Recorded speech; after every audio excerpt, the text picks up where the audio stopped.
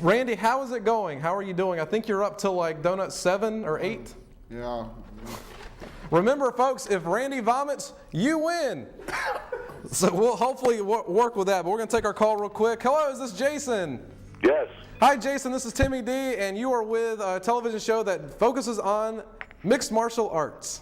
Well, great. It's a good thing I'm here. Yeah, that's awesome. That's great. Well, we would love to have you tell the audience at home a little bit about what your show is about.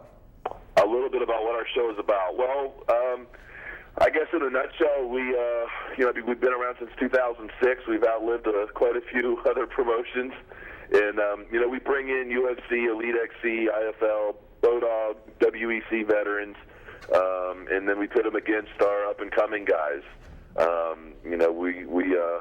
We build the new talent that people don't necessarily know about yet, but that's basically what we're all about, bringing the stars of tomorrow, and we develop them today. That's great. Now, is your show a half hour or hour? Well, the live events are typically a couple hours, but the new television show, our television show's going regional over the next 2 months, or till April, and then that's going national, and it's going to be a half-hour show.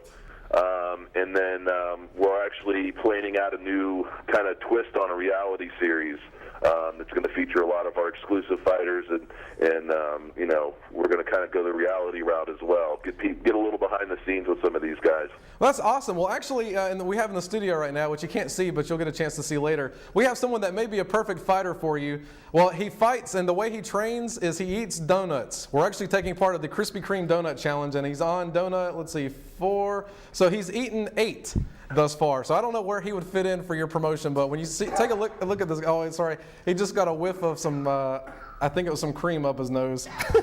Police officer that fights for me. Yeah, that's right, exactly. Well, we love what I was able to see a little bit about your show. It was awesome, and we certainly encourage everybody to check it out. Do you have a website where they can go and get more information?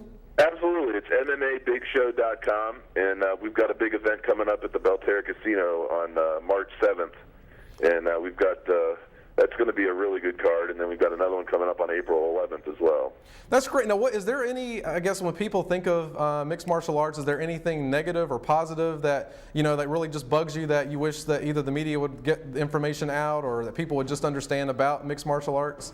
You know what? I have to hand it to Dana White and Rich Franklin. They've done a fantastic job building the awareness for the sport. Initially, a lot of people had misconceptions about it being a cockfight and just crazy accusations from people that don't know much of anything, let alone the sport of MMA. And I think between the two of those guys, as well as just general media, I think people are doing a well enough job nowadays of getting the public acclimated to what MMA is and educating people as to why it's not a boring fight if it goes to the ground. What's actually happening? How does this chess match, how is it supposed to work out? What are these guys trying to accomplish when they're rolling around on the floor? I think people are coming around. The sport's getting so much more mainstream now, and people are accepting it. They're loving it. The more they learn, the more a lot of people, there are housewives nowadays that are joining MMA gyms because their husbands are watching this stuff all the time, and it's a great way to get into shape. It's just great all around for everybody, and I think that people are coming around in waves. I mean, the sport's just growing phenomenally, and it's growing fast. So I think everything's all right. I don't really think there is anything anymore that would piss me off.